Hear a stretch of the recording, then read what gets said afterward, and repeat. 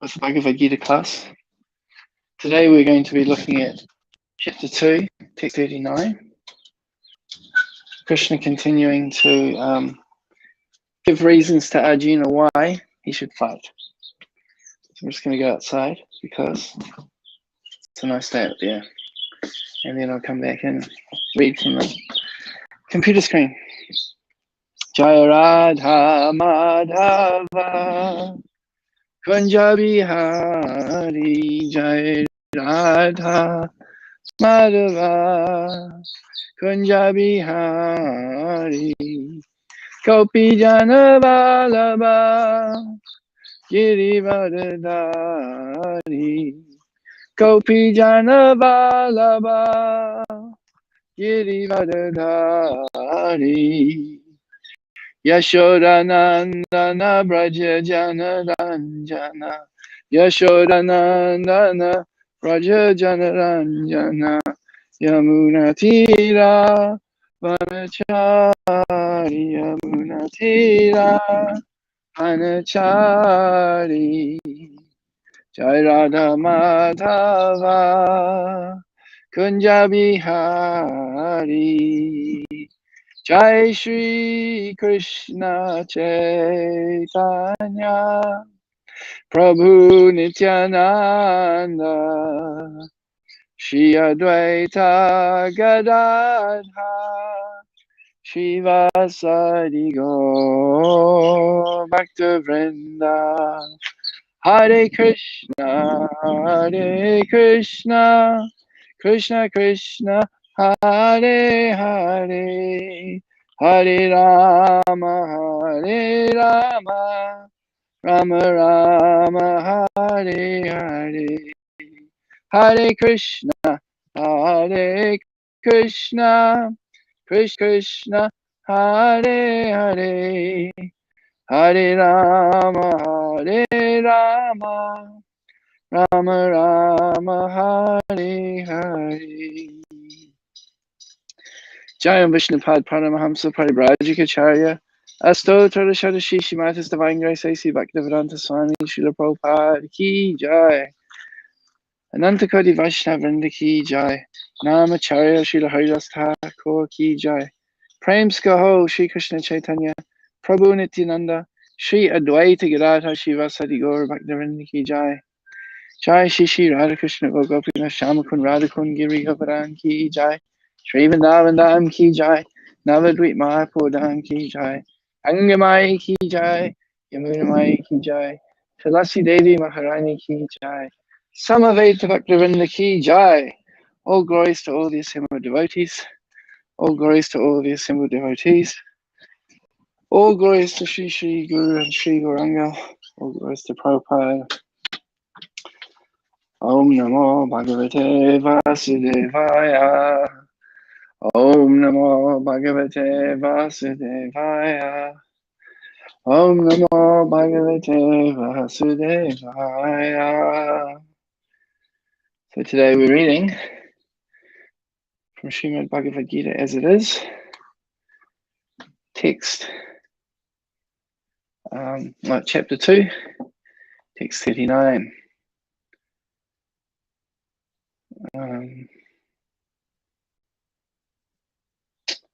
I think I might just put, I'll just read it. Okay, so 239. Esha te bihita sankhe buddhi yoge twimam shrinu buddhya yukto yaya partha kama bandhanam prahasyasi. Esha te bihita sankhe buddhi yoge twimam shrinu buddhya yukto yaya partha paramyam bandhanam prahasyasi. Okay, word by word. Aisha, all this, te, unto you, abhihita, described, Sankhya, in analytical study. Buddhi, intelligence. Yoga, in work without fruitive result. 2. But. Imam, this. Krsnendu, just here. Buddhya, by intelligence. Yuktaha, dovetailed. Yaya, by which. Partha, O son of Pritha. Kama bandhanam, bondage of reaction. Prahasyasi, you can be released from.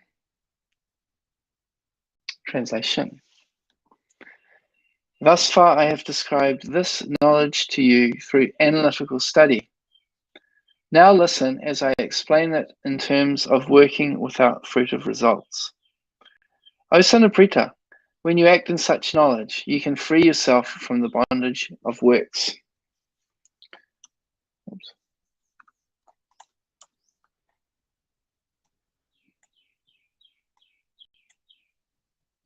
Here.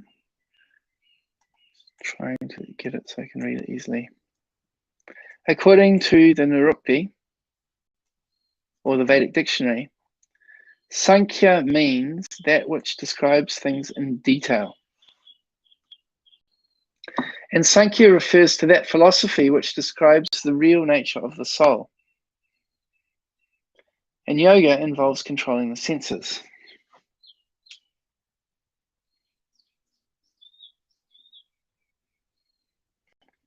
So Sankhya means that which describes things in detail. That's one definition. And no, there's a distinction here between the way the words are written. Okay. So Sankhya, long A at the end, means that which describes things in detail. And Sankhya refers to that philosophy which describes the real nature of the soul.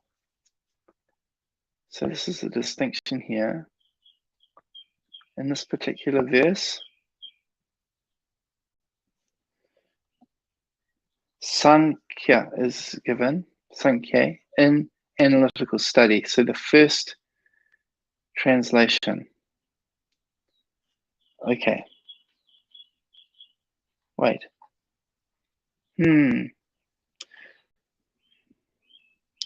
So in the word by word, Sankhya. Okay, so in the Sanskrit Devanagari, it's a long A in the first syllable. In the word by word, it's a long A in the first syllable. Okay.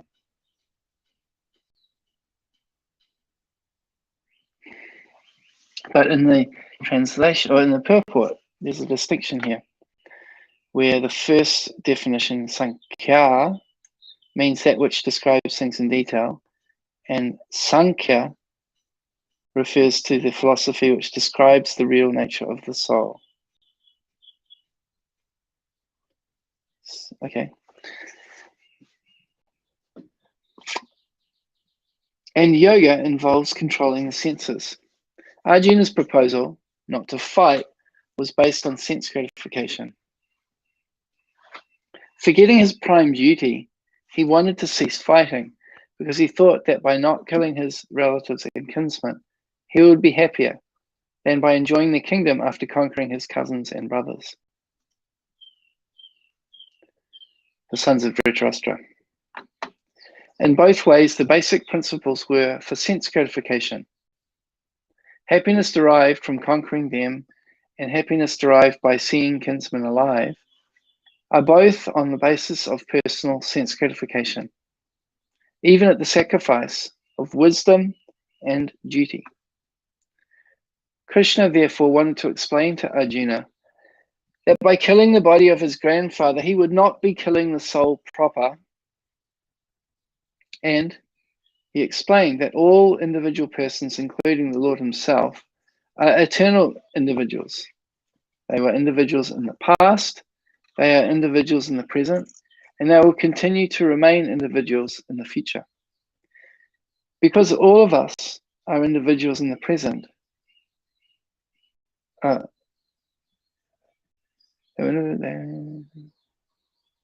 because all of us are individual souls eternally. We simply change our bodily dress in different manners, but actually we keep our individuality even after liberation from the bondage of material dress. An analytical study of the soul and the body has been very graphically explained by Lord Krishna. And this descriptive knowledge of the soul and the body from different angles of vision has been described here as Sankhya in terms of the Nirukti dictionary. This Sankhya has nothing to do with the Sankhya philosophy of the atheist Kapila. Long before the impostor Kapila's Sankhya, the Sankhya philosophy was expounded in the Bhagavad Gita, Srimad Bhagavatam, by the true Lord Kapila, the incarnation of Lord Krishna, who explained it to his mother Devahuti. It is clearly explained by him that the Purusha, or the Supreme Lord, is active and that he creates by looking over the Prakriti. This is accepted in the Vedas and in the Gita.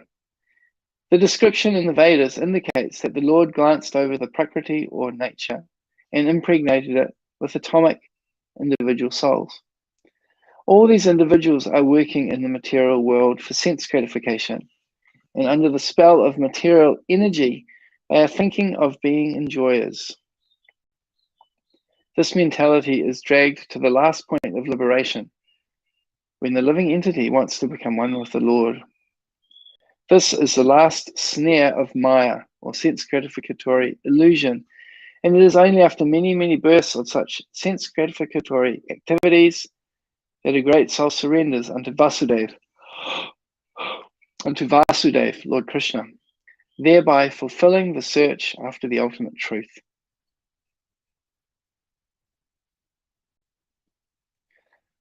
Okay, this is a long purport, so I'll just start commenting here, and then we'll continue to the end. Om Jnana Timrandasa Gyananjana Shalakaya Chakshuramritam Yena Tasmai Shri Gurave Namaha. Nama Om Vishnu Padaya Krishna Prasthaya Bhutale Shrimati Bhaktivedanta Swami Namani Namaste Saraswati Devi Gauravani Pracharani Nivashesha Shunyavadi Paschatya Deshatani. Jai Shri Krishna Chaitanya Prabhu Nityananda Shri Advaita Gadadha Shiva Sadi Gaur Bhaktivinoda. Hare Krishna, Krishna Krishna, Hare Hare, Hare Rama, Rama Rama, Hare Hare. All right, so let me read the Sanskrit again. Eshate vihita sankhe buddhir yoge tuimam shrinu buddhya yukto yaya parta kama bandhanam prahasyasi. Thus far, I have described this knowledge to you through analytical study. Now listen as I explain it in terms of working without fruitive results. O son of Pritha, when you act in such knowledge, you can free yourself from the bondage of works. So in the beginning, I was looking at this Sankhya. I think it's just a spelling mistake in the purport, because there's no distinction really made here. And the Sankhya with the long A at the beginning is always given in the Devanagari, and the transliteration, and the word by word, and everywhere in the purport except for the first one. So unless there's some hidden meaning behind this, I'll just assume that it's supposed to be Sankhya with a long A in all cases. I haven't had a chance to refer to other editions of Bhagavad Gita to check this, but let's look at the points that are being made here. So this verse, Krishna is saying that, okay, look, I've explained it to you from one way of thinking, one system of thinking, analytical study. Now I'm going to talk about it from another point of view. And this is what Prabhupada talks about when he says that in the Bhagavatam class, we should discuss things threadbare. We should discuss from many different angles of vision. So that's what Krishna is doing here. We can see that Arjuna gave his different arguments using different reasons, different points of view why it was a good idea not to fight. And now Krishna is using different points of view to explain to Arjuna why he should fight. So when we talk about analytical study, particularly, we're talking about Krishna's really broken it down in the recent verses about how the body and soul are different. So if we just scan back in this chapter, we're up to verse 39 here. And if we scroll on back, we can see that the "you are not the body" section begins approximately text 10. He says that you're grieving for what is not worthy of grief, which is the body. And the soul continues on after the death of the body. So why lament? We're all eternal. We've always existed. We always will exist. That will never change. We just change bodies. So understanding this, we should just be tolerant of these changes. Don't be disturbed. Be a dhira, sober person. Now, he says to Arjuna that when you're not disturbed by this happiness and distress and these changes of bodies and so on, you become eligible for liberation. And he restates again that the body is always going to die and the soul will never die. And then he has a series of verses where he describes how the soul has amazing qualities. It cannot be destroyed, whereas the body cannot be made to last.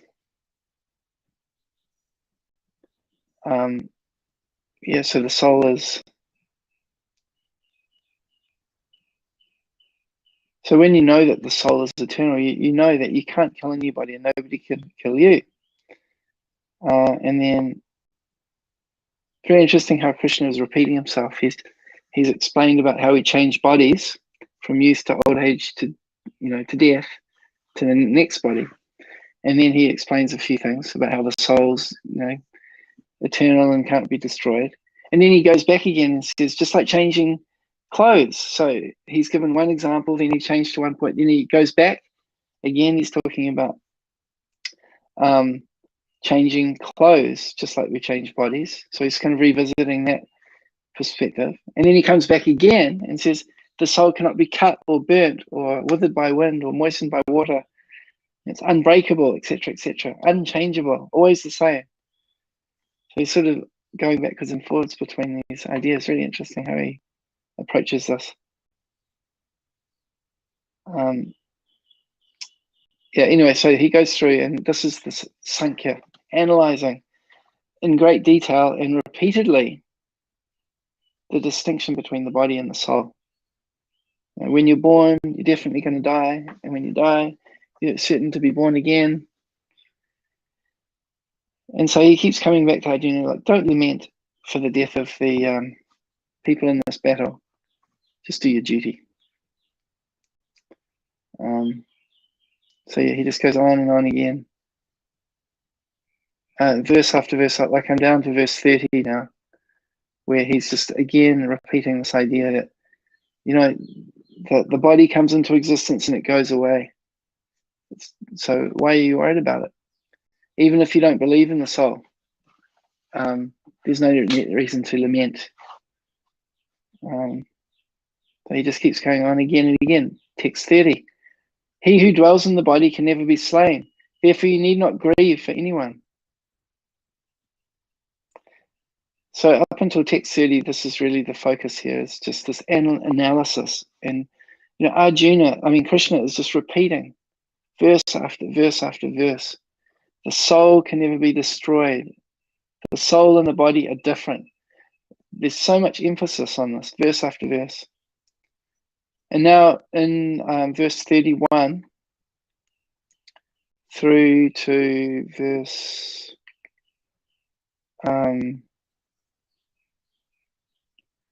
37, he's talking about how you have a duty to do as a kshatriya. He's emphasizing that.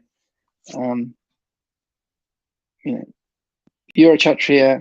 If you don't do your duty, it'll be a great embarrassment, a great shame upon you. So do your duty. Don't be attached. Just do it. He also starts to pivot a little bit here in text 38, where he's saying that you will not incur sin by doing this duty.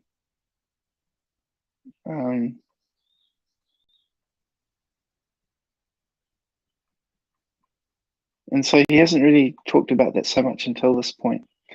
And now he's talking about how by doing your duty, fighting without attachment, you will not get sin. Okay.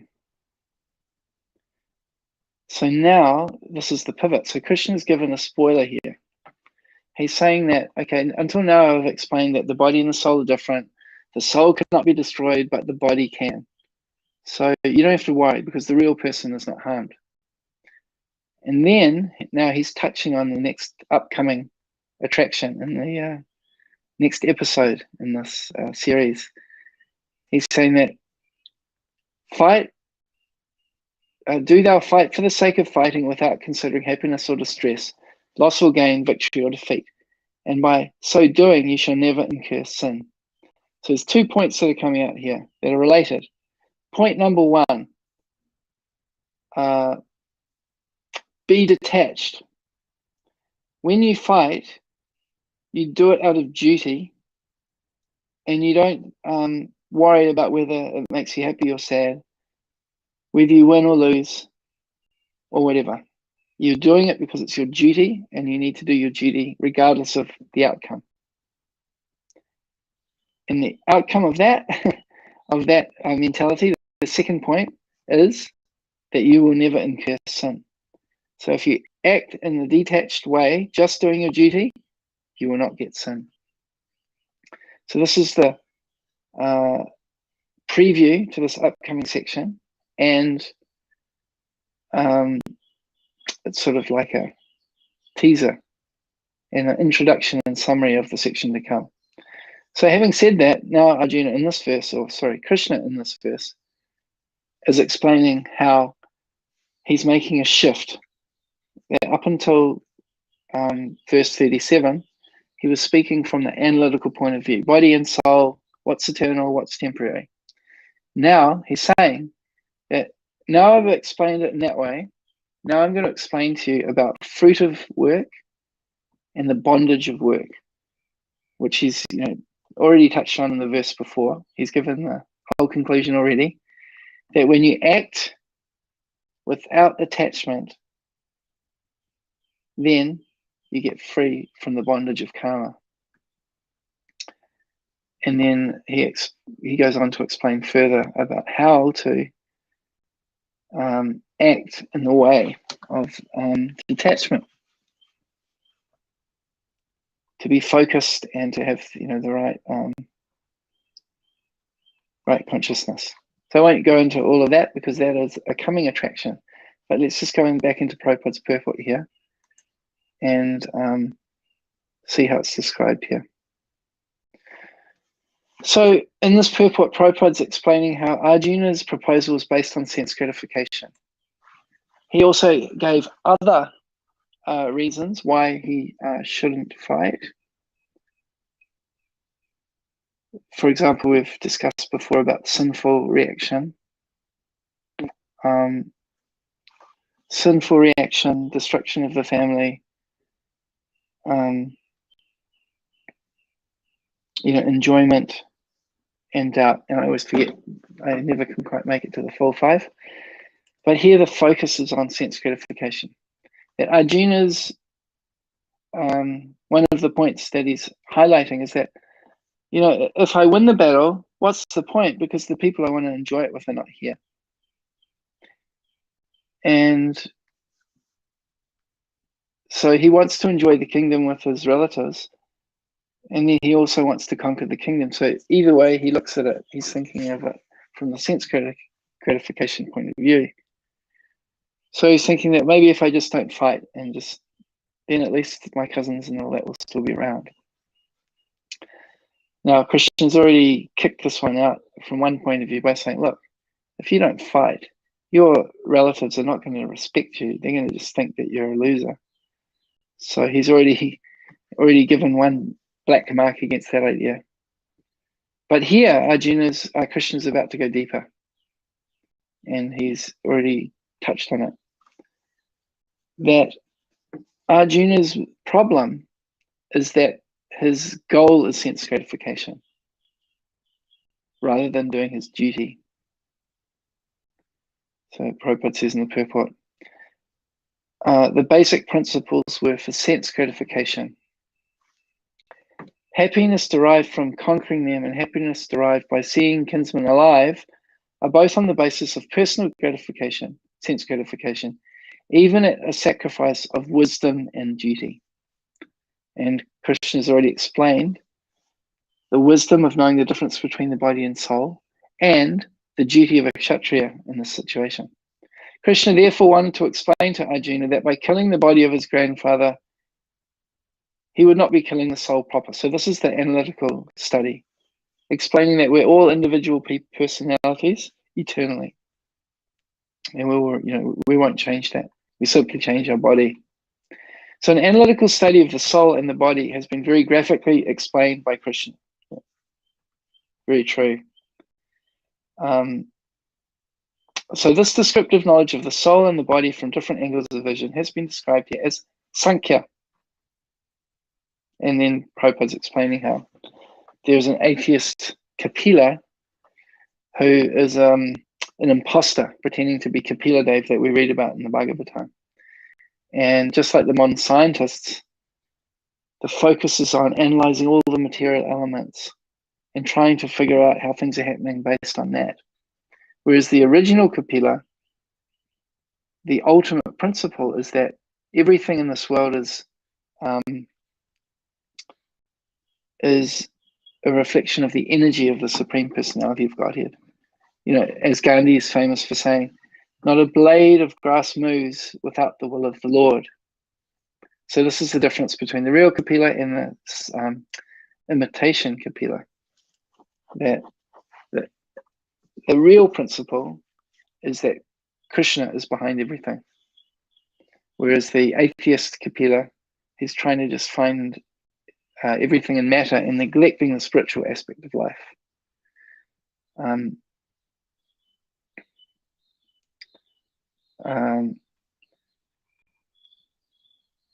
So one of the points that's been made here also is that Prabhupada is saying that even those who have some kind of idea of spirituality, they can fall into the final trap of sense gratification. What would be the ultimate form of sense gratification? To be God, right? If you can imagine yourself being the supreme, you have all the powers, all of the omnipotent, omniscient. And so this is the idea that the Mayavadis have, that if I can merge into God, I become God. This is sense gratification. Because the idea is ultimately for my own happiness, rather than the spirit of service, which is the ultimate idea of bhakti. So it says that even after after many, many lifetimes, a very rare person will ultimately come to surrender to Krishna. So now Arjuna has already surrendered to Krishna. Don't think I've read this yet, so I'll read Prabhupada's words. Arjuna has already accepted Krishna as his spiritual master by surrendering himself unto him. Shishasteham sadi mam tvam prabhanam. Consequently, Krishna will now tell him about the working process in bhakti, in buddhi yoga or karma yoga. Or in other words, the practice of devotional service only for the sense gratification of the Lord.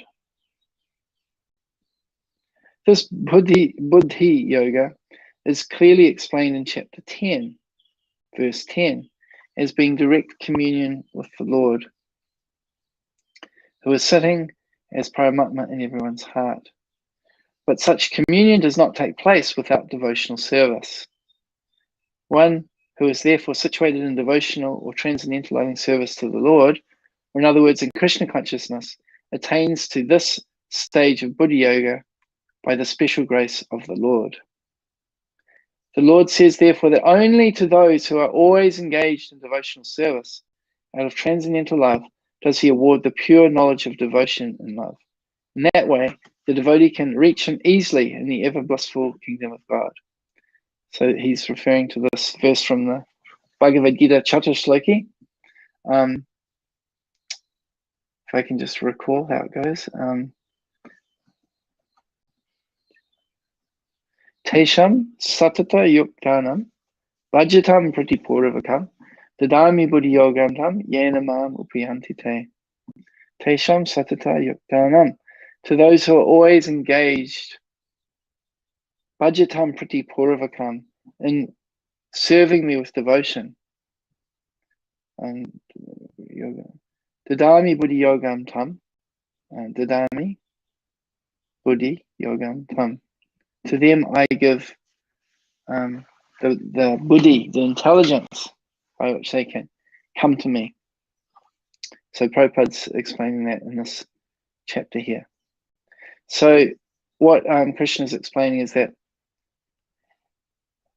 these people that come up to the point of impersonal realization, that want to merge with God, this is something that is very rare. It's how should you say? For all the people in the world who are striving for sense gratification, a few of them desire liberation. And even fewer number of those ultimately surrender to Krishna. And so Prabhupada's highlighting the qualification of Arjuna here, that he's already surrendered to Krishna. And therefore, Krishna is ready to reveal, Dadami Buddhi Yogam Tam. He's ready to give that Buddhi Yoga to Arjuna because he's qualified. He's always absorbed in serving Krishna. Thus, the Buddhi Yoga mentioned in this verse is the devotional service of the Lord, and the word Sankhya mentioned herein has nothing to do with the Sankhya Yoga enunciated by the impostor Kapila. One should not therefore misunderstand that the Sankhya Yoga mentioned herein has any connection with the atheistic Sankhya, nor did that philosophy have any influence during that time, because I believe it came after Krishna's appearance on earth. Nor did that philosophy, nor would Lord Krishna care to mention such godless philosophical speculations. Real Sankhya philosophy is described by Lord Kapila in the Srimad Bhagavatam, but even that Sankhya has nothing to do with the current topics. Okay, so that's something else. Here, Sankhya means analytical description of the body and soul. Okay, so we're just getting down to the very simple definitions of words. Kapila explained a whole philosophical system, and it was called the Sankhya Yoga. And in other words, it's the yoga of analyzing all the elements. And here, Krishna is just using the word analysis. So look, we've analyzed things. What the difference between body and soul. And now we're going to move on. All right. So this is one thing I just want to point out also, is that sometimes we can get stuck on the meaning of a word. And a word may be used in a particular context. And then by remembering that, we hear that word in another context and we think that it's the same thing. Just like in Sanskrit, they often break down levels, different levels of devotees, Kanishta, Madhyama, and Uttama. So these words are just like in English, beginning, middle, and top. It's all it is. So if we hear that someone's an Uttama Adhikari, we have to understand the context. And there's many ways that devotees have been analyzed in this way, as according to their knowledge, according to their chanting. It says that if someone chants once, they're to be respected. If they get initiated and they're chanting regularly, and then a person who just by chanting makes others become a devotee, or just by their presence they make other people to chant. So this is one analysis. Another analysis is the knowledge. Someone who believes in Krishna but they're shaky and they could be converted by others. Someone who's got solid information, that they've firm faith, but they can't convince others, and then the one who can convince others. So this is not the same as the breakdown according to the chanting. It could be different. And other breakdowns are such as the person who just worships the deity in the temple. It's a beginner. Someone who offers proper respect to all the different personalities, shows respect to the seniors, compassion to the juniors, and so on. And then the Uttama, who thinks that everybody is greater than them. And so these are just 3 examples of breakdowns of analyzing the position of someone, but they're based on different criteria. And just because someone makes other people chant doesn't necessarily mean that they're on the highest level in terms of seeing everybody greater than themselves, or whatever. There tends to be alignment between these things, but they're not exactly the same. One might say that the highest level of devotee sees Krishna face to face and interacts with that person. So we might look and think, oh, this person's able to convince others about Krishna consciousness. This person gets others to chant. It doesn't necessarily mean that that person is seeing Krishna face to face. So anyway, this is just an example of how we need to take the meaning of words in the context that it's given, and not to muddle up 2 different ideas. So this is a very simple word, Sankhya. It means analysis. So in Kapila Dev's philosophy, it's analyzing all the material elements and the spiritual element of life, and analyzing that. In this Bhagavad Gita section, as Prabhupada is explaining, we're just talking about the difference between the body and the soul. It's analysis still, but it's much simpler. It's just comparing 2 different things. So we should be careful not to muddle these up. As well as the example I was giving, Kanishta, Majjhima, Uttama just means the beginning level, the middle level, and the top level. It's just like what they call in education a rubric, a way of making distinctions based on specific criteria. And you have to be, just because you're looking at one criteria, like someone's knowledge, it doesn't necessarily match another aspect, another way of analyzing things. Okay. So let's keep on moving here. So Lord Krishna made an analytical description of the soul just to bring Arjuna to the point of Buddhi Yoga or Bhakti Yoga. Therefore, Lord Krishna's Sankhya and Lord Kapila's Sankhya, as described in the Bhagavatam, are one and the same. So now Krishna has just said, this is so funny, right? Just let me read this again. I'll just read the relevant section. Real Sankhya philosophy is described by Lord Kapila in the Srimad Bhagavatam, but even that Sankhya has nothing to do with the current topics. Here, Sankhya means analytical description of the body and the soul, right? And then Krishna says, therefore, Lord Krishna's Sankhya and Lord Kapila's Sankhya, as described in the Bhagavatam, are one and the same. This is after Krishna has just said that they're not the same. Now he's saying they're the same. Crack up. But we can see here that the goal and the conclusion of the analysis is the same. Whether you're analyzing all the material elements or you're analyzing the difference between body and soul, the conclusion is the same. It brings you to the point of surrendering to Krishna in Bhakti Yoga. They are all Bhakti Yoga. Lord Krishna said, therefore, that only the less intelligent class of men make a distinction between Sankhya Yoga and Bhakti Yoga. Sankhya Yoga Pritagbhala Pravadanti Napanditaha. Of course, atheistic Sankhya Yoga has nothing to do with Bhakti Yoga. Yet the unintelligent claim that the atheistic Sankhya Yoga is referred to in the Bhagavad Gita. So Prabhupada's going out of his way to make these distinctions because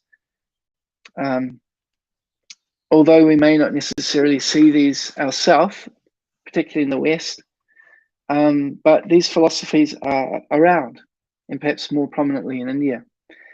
And therefore, Prabhupada wants to put this in place so that if this confusion is coming through, it's very, very clearly corrected in this purport. The Sankhya that we're talking about here is not the atheistic Sankhya. It's a simple analysis of body and soul, which reaches the same conclusion that Kapila Dev had, which is to come to the point of Bhakti Yoga. I'll just pause here and see if anyone would like to make a comment or just introduce themselves. That'd be nice. I can see there's people watching, but I don't know who you are. I can probably guess, but it's just nice if you could put a comment so that I can see who I'm talking to. And if you have a question or comment, that would be great too.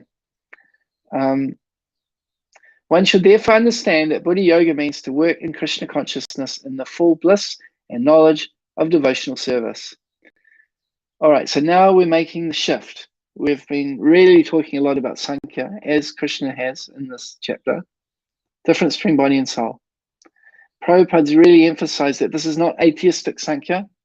This is understanding the difference between spirit and matter, foundational point of spiritual life. Now, he's going to explain what is meant by Buddhi Yoga. One who works for the satisfaction of the Lord only, however difficult such work may be, is working under the principles of Buddhi Yoga and finds himself always in transcendental bliss. By such transcendental engagement, one achieves all transcendental understanding automatically by the grace of the Lord, and thus his liberation is complete in itself, without his making extraneous endeavors to acquire knowledge. So that's Prabhupada's purport, my comment now. So generally, those who are striving for liberation, they try to do it through austerities and cultivation of knowledge, studying the Vedanta Sutra, particularly. Hare Krishna Bev, thank you for commenting. Always nice to see you here. And so what is being mentioned here is that as reaffirming what Prabhupada quoted earlier from 10:10 Bhagavad Gita, those who engage themselves fully in the service of the Lord automatically get whatever knowledge they need to come to him. In other words, to become pure devotees and to become liberated and to go back to Godhead.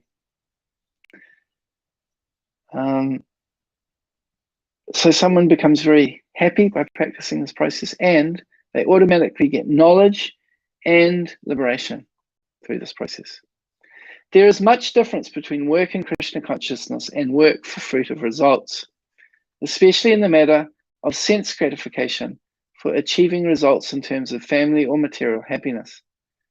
Buddhi Yoga is therefore the transcendental quality of the work that we perform.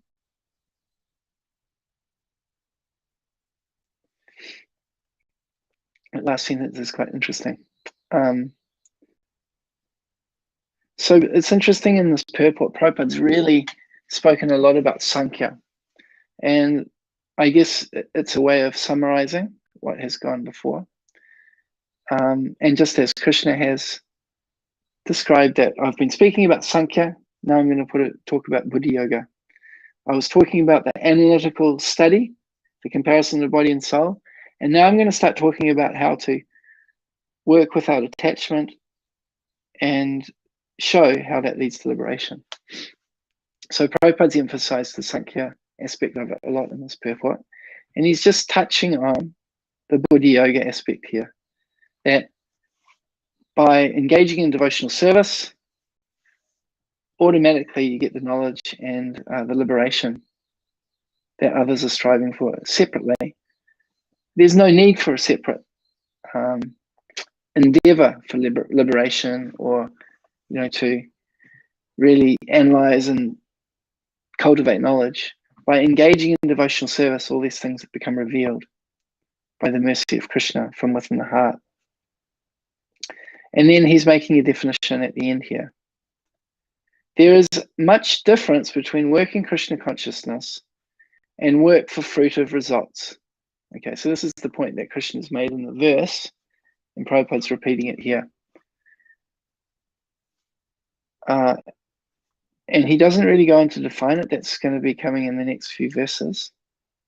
But he's making a definition here of what fruitive results are, especially in the matter of sense gratification for achieving results in terms of family or material happiness. So this is his definition of work for fruitive results. Or the most obvious examples that, we're just working hard for our own family or to get some happiness. Like we're working hard because we want money so that we can get a nice car or a nice house or nice clothes or enjoy life with our, material body and senses. This is work for fruitive results. Or we're thinking, I'm going to work hard so that I can get my children educated, so that I can, put some money aside for my kids as they grow up. So this is extended sense gratification. The Prabhupada's referring to this as well. Family or material happiness. And then the final sentence, Prabhupada says, Buddha Yoga is therefore the transcendental quality of the work that we perform. So it's interesting, this sentence, taken on its own, it's a bit hard to understand what it means. But what I understand from it is that the difference between Buddha Yoga, Krishna consciousness, and material sense gratification is the transcendental quality of the quality of the work. Buddha Yoga has a transcendental quality because we're doing it for the pleasure of Krishna. Whereas material work for fruitive results is all about how I can work for my own pleasure. So this transcendental quality of the work is what changes ordinary material work, fruitive work, sense gratification.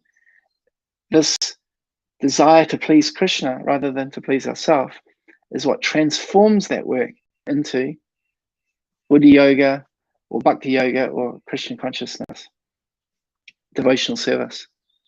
So if we can develop that right mentality and add that transcendental quality, or rather than add, transform the work that we do into this transcendental devotional service, then it becomes something that is liberates us from all sinful reactions that Prabhupada's Krishna spoke about in the previous verse, and ultimately allows us to connect with Krishna and go back to Godhead, to have that eternal connection with Krishna, get free from this whole material world bondage, and to be able to serve Krishna without impediment eternally. So we've got a question from Bev here. Thanks a lot for asking a question. It's great to discuss from different points of view. When people have to go to war under the instructions of their authorities for their country or their religion, if they kill, is it sinless or considered murder? It's a great question.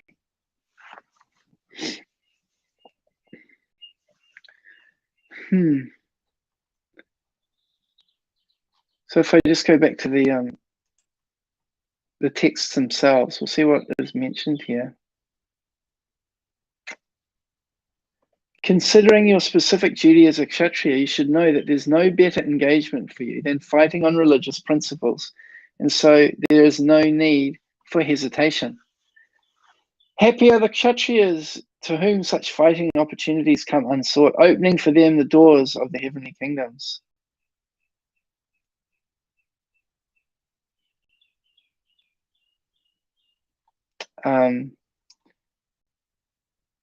O son of Kunti, either you'll be killed on the battlefield and attain the heavenly planets, or you will conquer and enjoy the earthly kingdom.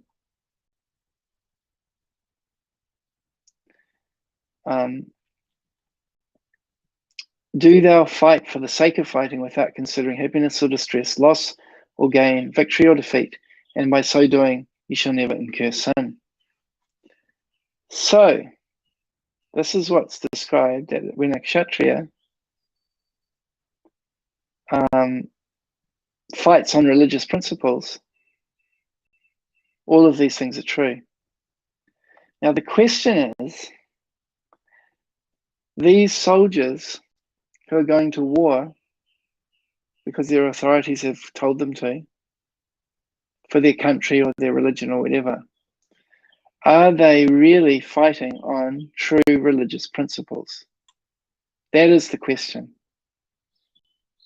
If they are, all of these things apply. However, if they are not fighting on true religious principles, I don't think that it would apply. You know, naturally, these days, the most war that people are talking about is the Russia-Ukraine war. So is that being fought on the basis of religious principles?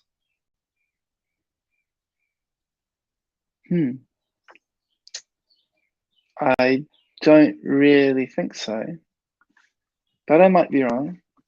I'd have to study the situation a little bit more. I mean, another thing that comes to mind in chapter 1, it's described that if there's 6 reasons why an enemy can be killed. If they try to take your land, if they try to poison you, if they try to, let me just see if I can find that. Because if these situations are present and someone is defending themselves based on these principles, then perhaps it is acting on religious principles. Let me just see if I can find that section here.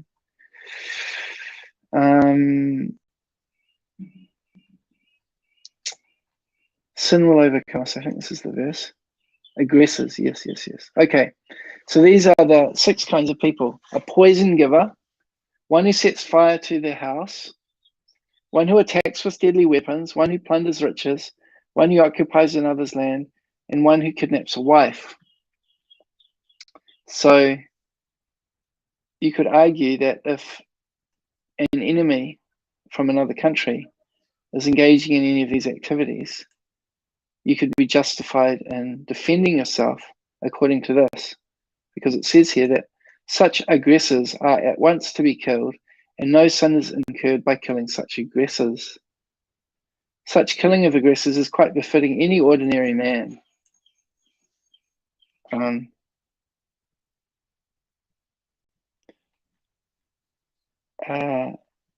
it's saying here that a kshatriya should not be cowardly, and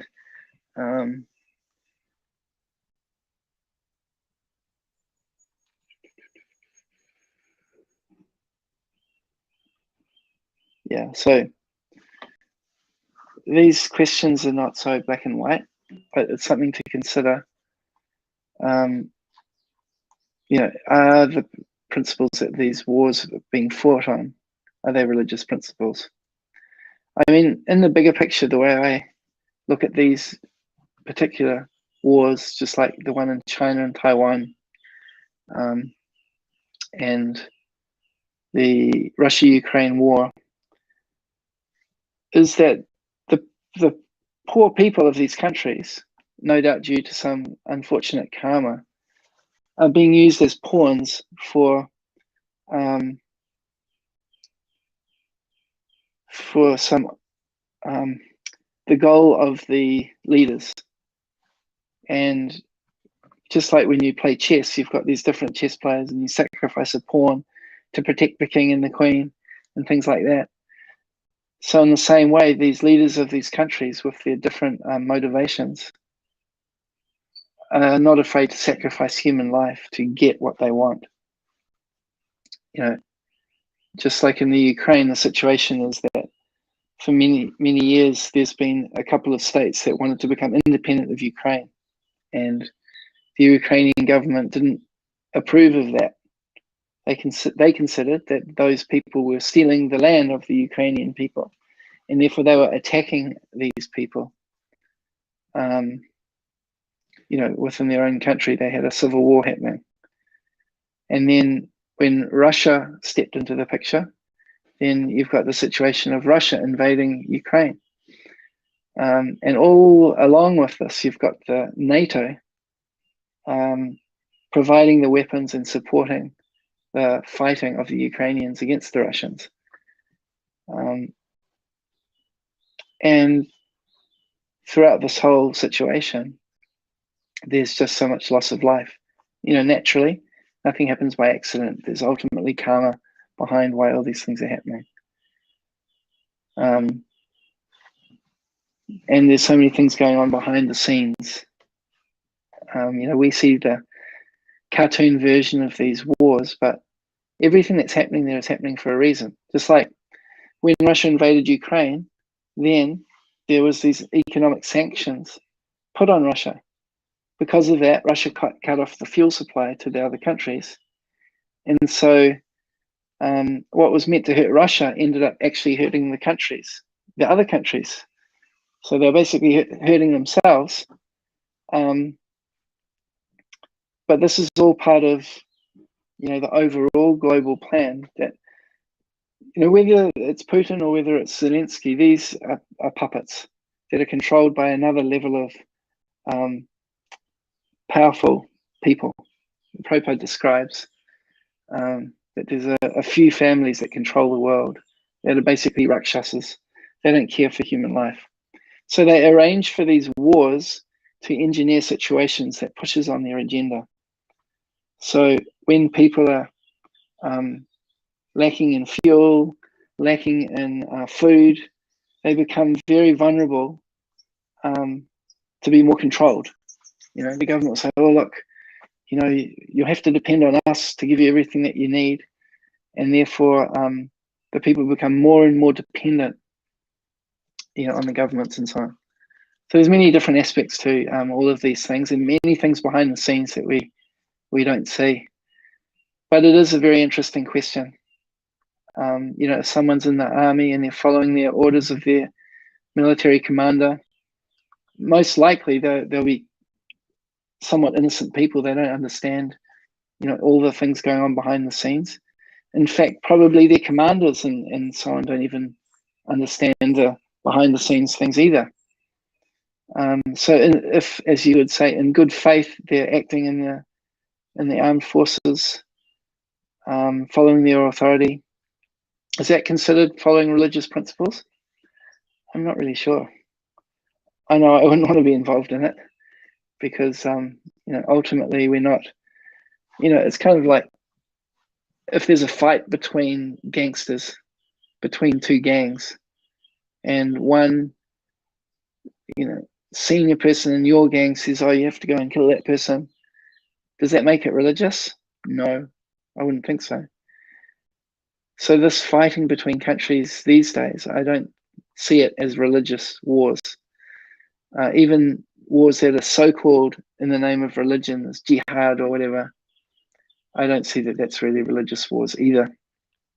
So my feeling, not that I'm the fighting type, but if I was a Kshatriya and I wouldn't be getting involved in these types of wars, I'd be trying to keep my independence as much as possible. It's a really great question, and these types of questions, they don't have simple answers, but it's interesting to look at it from different points of view, because in the media, there's usually one side which is shown to be the bad guy, and the other side is, all pure good guy, and we should all join together and support the good guy against the bad guy. But in most cases, the good guy's not as good as they make them out to be. And at the end of the day, they're both working to push on the agenda of those forces that are behind the scenes. Just like in World War II, maybe World War I as well. The Rothschild family, they funded both sides of the war. So they basically arranged things to make sure the war happened.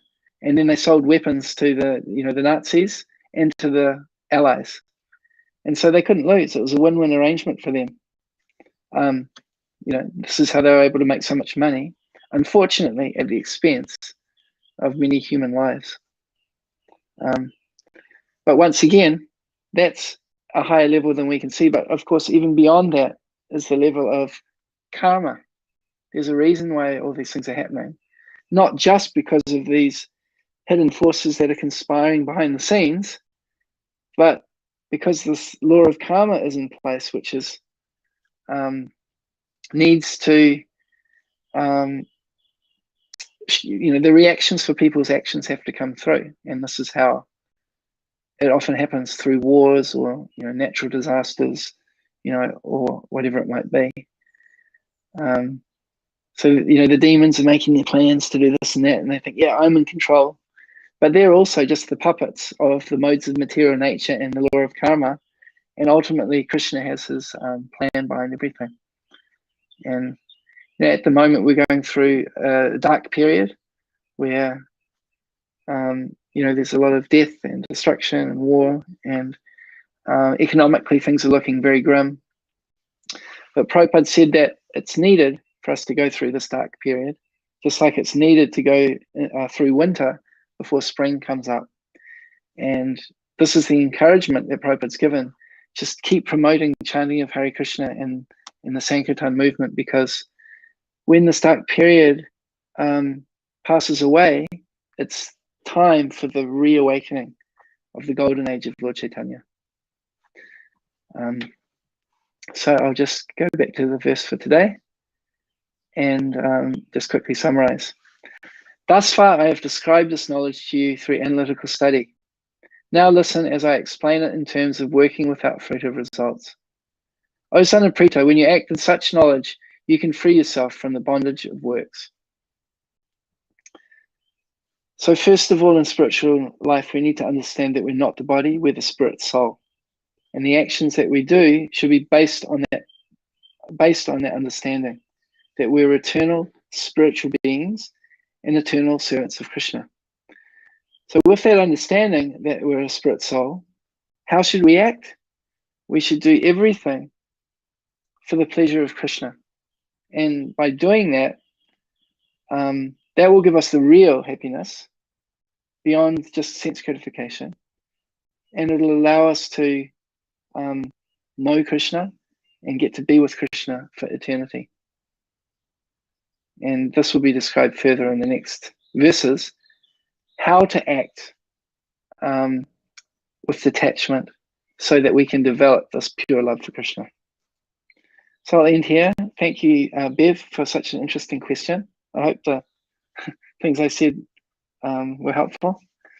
And if anyone else has any comments they'd like to add, feel free to do it, because we'll check the the comments again at a later date, and I can respond by text, or it'd be interesting just to see what you think about it. Jai, Bhagavad Gita as it is, Ki Jai.